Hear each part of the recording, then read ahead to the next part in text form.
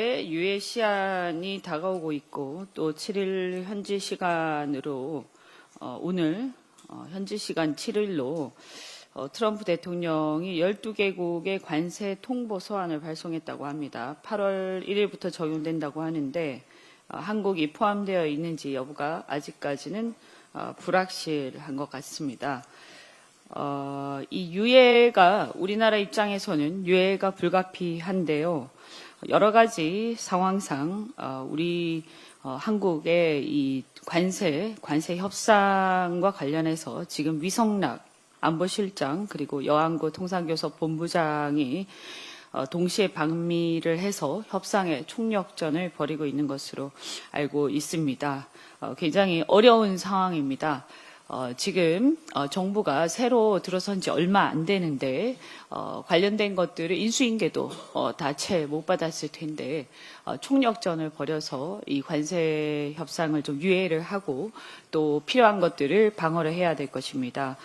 최선을 다해 주시고 정부는 만전을 기해 주시기 바랍니다. 민생지원금 관련해서 여러 가지 얘기들이 있습니다. 특히 부산의 박수영 의원을 비롯해서 국민의힘에서 폄하를 하고 있는데요. 다시 한번 말씀드리지만 누구 개인한테 선심 쓰듯이 하는 그런 돈이 아닙니다. 성격이. 그래서 부산 시민들이 이게 필요한가 아닌가, 누구 개인한테 이게 필요가 한가 아닌가, 뭐 개인이 내가 안 받아도 된다 이런 성격의 돈이 아니고 이것은 실제로 전체 내수 진작 그리고 소비 진작을 위한 마중물이다. 그래서 거시경제를 위한 거시경제 부양을 위한 재정 정책의 일환이라는 것을 알만한 사람은 다 알 것입니다. 그래서 이 문제를 마치 뭐 누가 내가 필요하지 않는데 왜 주느냐 이렇게 이해하는 것에 대해서는 좀 잘못 알고 있는 것이니까 이것은 대한민국이 지금 전체적으로 내수가 굉장히 침체되어 있어서 이 상태로는 어떠한 경제 부양도 되지 않기 때문에 불가피하게 정말 최후의 어떤 비상 대응책으로 하고 있는 것이다. 마중물이다라는 것을 다시 한번 강조드립니다. 그래서 국민의힘 의원들이나 국민의힘 측에서도 이것을 알면서도 이런 식으로 호도하는 것을 당장 그만두시기 바랍니다. 대한민국 내수 경제가 살아나야 한다라는 것에 대해서 그렇다면 과연 국민의힘에서는 반대한다는 것인지 일단 그 효과에 대해서 지켜보고 판단해야 된다라는 것을 다시 한번 말씀드립니다. 국민의힘이 이와 같이 내 탓 중병이 심각합니다. 윤석열 정부 때도 야당 탓, 언론 탓, 국민 탓하다가 불법 비상계엄을 선포해서 총칼로 국민을 짓밟으려다가 몰락의 길을 걷고 있는 것 아닙니까? 이제 새 정부가 출범한 지 겨우 한 달 되었습니다. 건전한 비판은 물론 감사한 일입니다.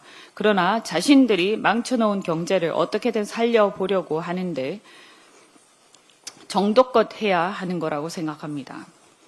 지난 금요일에는 또 국힘에서 이재명 정부가 한국은행에서 17조 9천억 원의 마이너스 대출을 받았다 하면서 마치 큰 잘못을 한 것처럼 기재위에서 지적을 했습니다.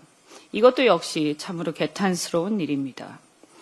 지난 6월 이재명 정부가 한국은행에서 17조 9천억 원을 차입한 것은 올 상반기 예산 신속 집행을 위한 것이었습니다.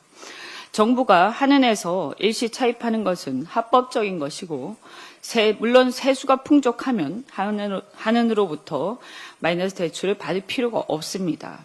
근본적으로 윤석열 정권처럼 감세로 인한 엄청난 세수 결손, 감세와 그리고 경기 침체 그리고 경제 성장 정체로 인한 엄청난 세수 결손이 일어났습니다.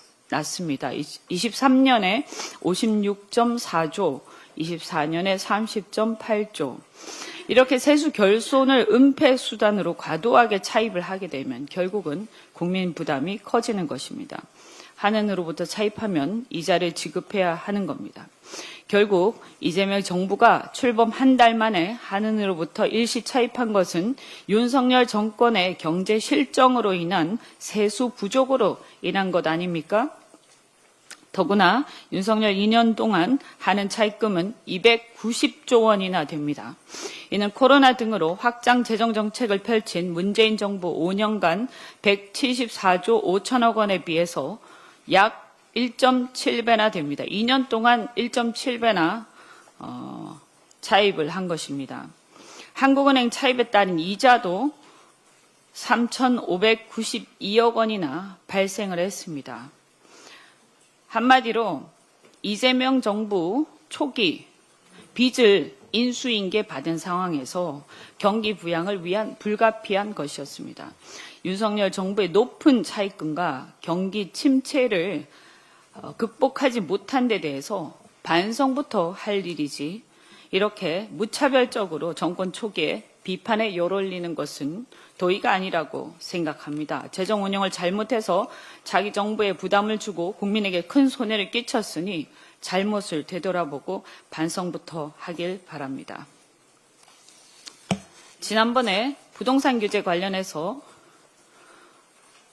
상호주의 원칙을 따라야 한다라고 말씀드린 바 있습니다. 다행히 국토교통부가 이달부터 관계부처와 수도권 부동산 시장 합동조사에 착수했다고 합니다. 특히 해외자금 불법 반입, 편법 증여 등 외국인의 투기성 거래도 조사 대상에 포함시켰다고 하니까 강남 3구 등 고가 아파트를 외국인들이 사들인다는 소문의 진위를 철저히 파악해서 외국인의 불법적 부동산 투기를 근절하기를 바랍니다. 그런가 하면 최근 온라인 여론을 중심으로 외국인에 대한 혜택이 과도하다는 비판이 확산되고 있습니다. 논란 중에 일부는 사실과 다른 여론몰이가 있습니다.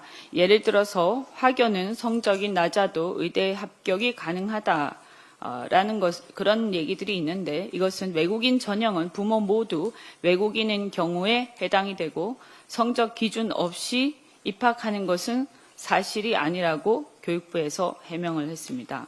그리고 외국인은 보험료를 적게 내고 혜택을 받는다. 이것은 2021년 이후에 동일 기준을 적용하고 있다고 합니다. 또한 다문화 자녀는 군 면제가 된다라는 것에 대해서도 복수 국적자는 병역 의무가 있다고 합니다.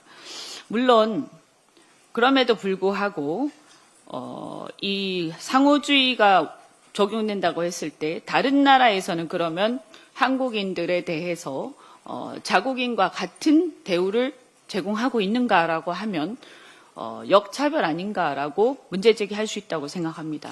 그래서 같은 혜택을 주는 것이 과연 공정한가라는 문제 제기에 대해서는 검토할 필요가 있다라고 저는 생각을 합니다.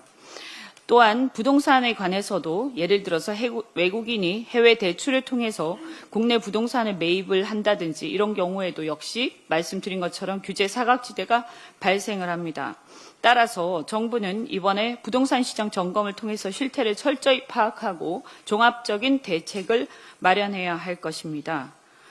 또한 외국인이나 다문화 가정에 대한 근거 없는 혐오 조장은 사회 통합이나 국가 경제에 도움이 안 되기 때문에 지양해야 되지만 그럼에도 불구하고 자국인 우선주의의 국제정세 속에서 우리 국민만 역차별받는 경우는 결단코 없어야 할 것입니다. 따라서 상호주의에 입각해서 전반적인 정책의 개선점을 파악하고 개선해 나가도록 하겠습니다.